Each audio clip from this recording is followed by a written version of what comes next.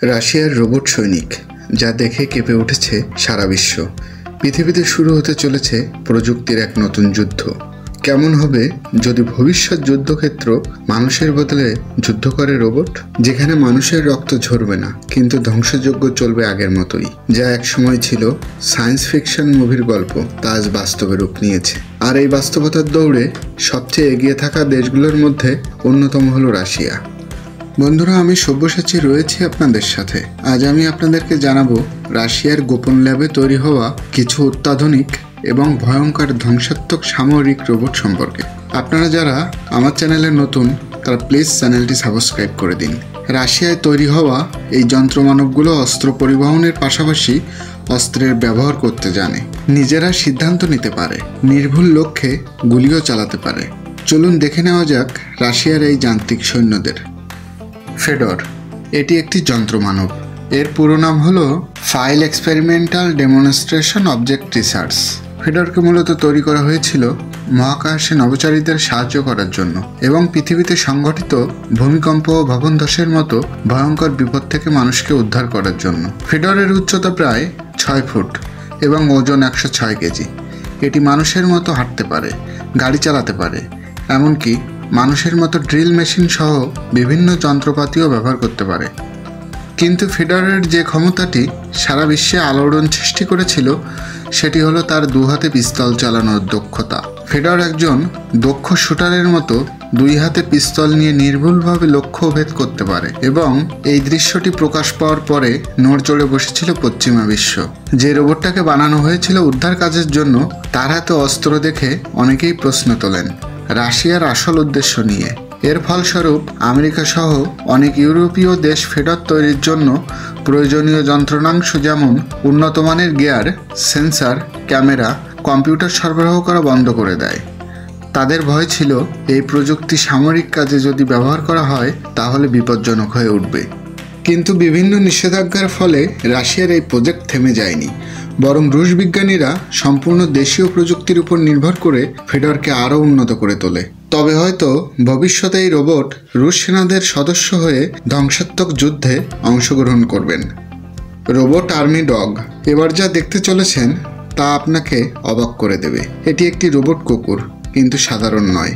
এর পিঠে বাঁধা হয়েছে একটি শক্তিশালী গ্রেনেড লঞ্চার। মস্কোতে আর্মি 2022 প্রদর্শনীতে এই রোবটটি প্রথমবার আনা হয়। রাশিয়ান কোম্পানি ইনটেক মেশিন এটিকে তৈরি করেছে। নির্মাতাদের মতে এই যান্ত্রিক কুকুর শুধু অস্ত্রবহনই করে না, এটি নির্ভুল নিশানায় গুলি চালাতেও পারে, দুর্গম পাহাড়ি রাস্তায় টহল দিতেও পারে এবং যুদ্ধক্ষেত্রে সৈন্যদের জন্য প্রয়োজনীয় জিনিসপত্র পৌঁছে দিতে পারে। শুধু তাই নয়, বেসামরিক কাজেও এর ভূমিকা অপরিসীম।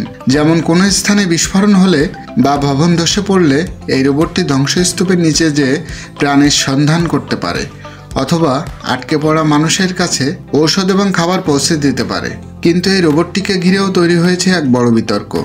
মার্কিন গোয়েন্দা এবং প্রযুক্তি বিশেষজ্ঞরা দাবি করেছেন এই রোবট কুকুরটি রাশিয়ার কোনো মৌলিক উদ্ভাবন নয়। তারা বলেছেন এটি আসলে চীনের ইউনিট্রি রোবোটিক্স কোম্পানির তৈরি, যা অনলাইন মার্কেট থেকে মাত্র $2700 কেনা সম্ভব।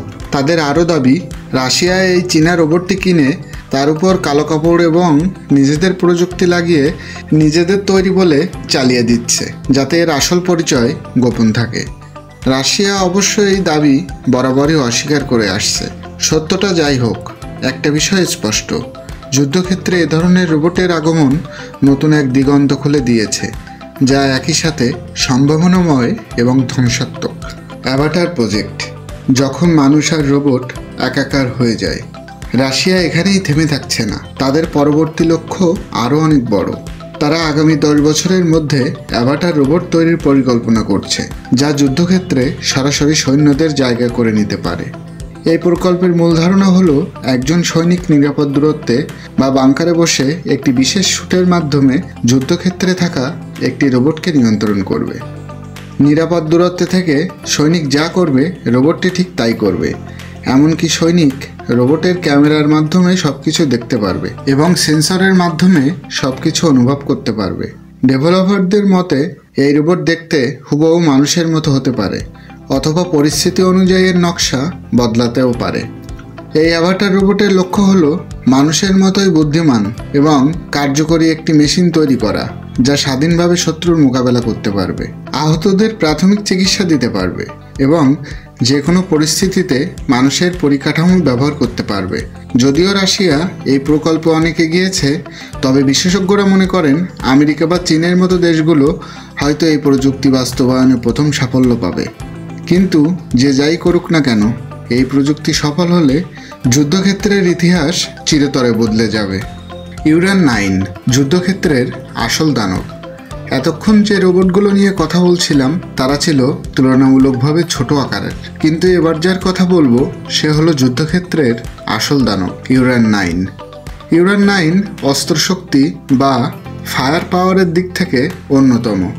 এই চালকবিহীন যুদ্ধযানটি বর্তমান বিশ্বের অন্যতম সেরা। প্রায় 10 ওজনের এই রোবটটি দেখতে অনেকটা ছোট ট্যাঙ্কের মতো। এর অস্ত্রসজ্জা দেখলে আপনিও অবাক হতে বাধ্য। এতে রয়েছে একটি 30 কিলোমিটারের স্বয়ংক্রিয় কানন, যা দিয়ে অনায়াসে শত্রুর বাংকার ধ্বংস করা যায়, একটি 7.06 মিলিমিটারের মেশিন গান। এছাড়া রয়েছে 4টি আতকা অ্যান্টি ট্যাঙ্ক মিসাইল, যা শত্রুপক্ষের ট্যাঙ্কে মুহূর্তের মধ্যে উড়িয়ে দেওয়া যায়।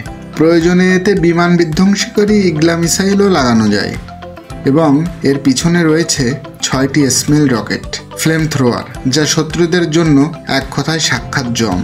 সবচেয়ে গুরুত্বপূর্ণ বিষয় হলো ইউরান 9 কোনো পরীক্ষামূলক প্রজেক্ট নয়।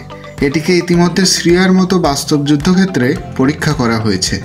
যদিও সেখানে এর যোগাযোগ ব্যবস্থা এবং কার্যকারিতা নিয়ে কিছু সমস্যা দেখা গিয়েছিল, কিন্তু এই পরীক্ষার মাধ্যমে রাশিয়া বাস্তব যুদ্ধ থেকে অনেক তথ্য সংগ্রহ করেছে, যা ভবিষ্যতে এই প্রযুক্তিকে আরও নিখুঁত করে গড়ে তুলতে সহায়ক হবে।